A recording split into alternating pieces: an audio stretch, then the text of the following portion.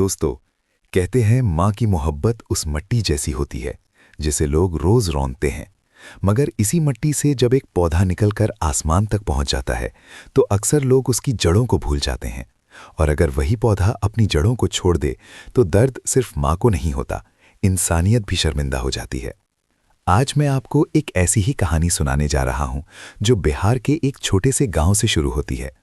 एक ऐसा गांव जहां ना अच्छी सड़कें थीं, ना बड़े अस्पताल और ना ही बड़ी उम्मीदों की दुनिया।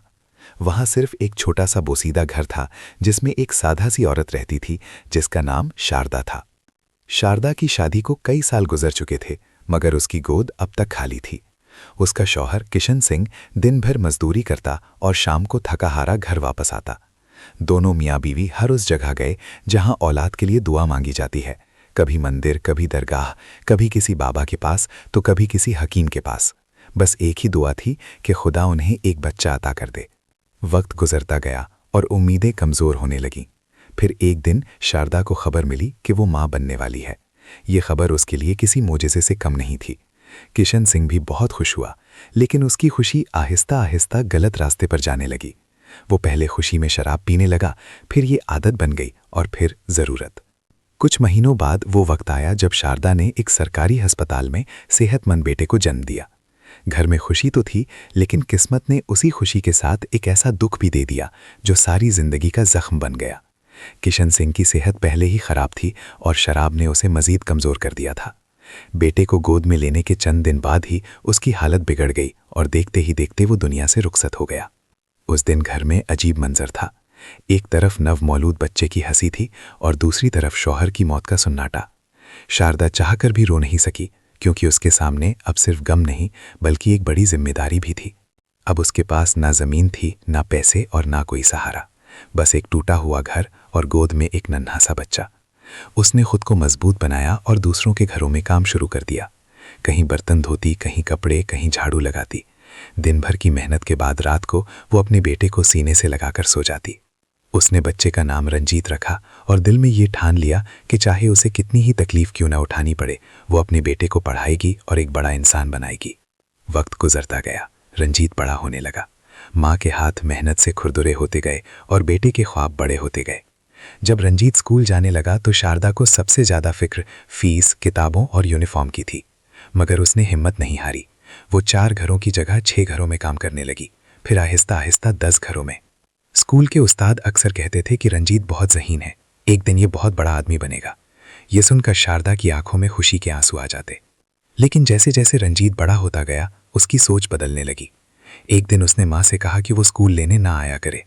जब माँ ने वजह पूछी तो उसने शर्मिंदगी से कहा कि बच्चे उसे नौकरानी का बेटा कहकर छेड़ते हैं। उस दिन शारदा खामोश रही। उसे समझ आ गया कि उसका बेटा अब उस दुनिया में दाखिल हो चुका है जहाँ माँ की मेहनत को इज्जत नहीं बल्कि शर्मिंदगी समझा जाता है। वक्त गुजरता गया, रंजीत पढ़ाई के लिए शहर चला गया। खर्च बढ़ता गया और माँ की मेहनत भी। हर महीने वो जैसे तैसे पैसे भेजती रही। फिर एक दिन फ़ोन आया, माँ मैं डीएम बन गया हूँ। ये सुनकर शारदा खुशी से रो पड़ी। वो पूरे मोहल्ले में कहती फिर रही थी कि उसका बेटा कलेक्टर बन गया है, लेकिन उसे नहीं मालूम था कि असल इम्तिहान अभी बाकी है। शहर की ज़िंदगी ने रंजीत को बदल दिया था। बड़े लोगों के बीच रहते रहते उसे अपनी हकीकत छुपाने का डर लगने लगा। उसने लोगों को बताना शुरू कर दिया कि वो यतीम है और इस दुनिया में उसका कोई नहीं। यहाँ तक कि जिस लड़की से उसने शादी की उसे भी यही बताया कि उसका कोई ख़ानदान नहीं। जब वो वाकई अफसर बन गया तो उसे बड़ा सरकारी बंगला, गाड़ी और स्टाफ सब कुछ मिल गया, मगर उस बंगले में उसने अपनी माँ के लिए कोई जगह नहीं रखी। उधर गाँव में शारदा रोज़ फ़ोन का इंतज़ार करती। हर बार पूछती, बेटा मुझे कब अपने पास बुलाओगे? और हर बार कोई ना कोई बहाना मिल जाता। आखिर एक दिन शारदा ने खुद ही शहर जाने का फैसला किया।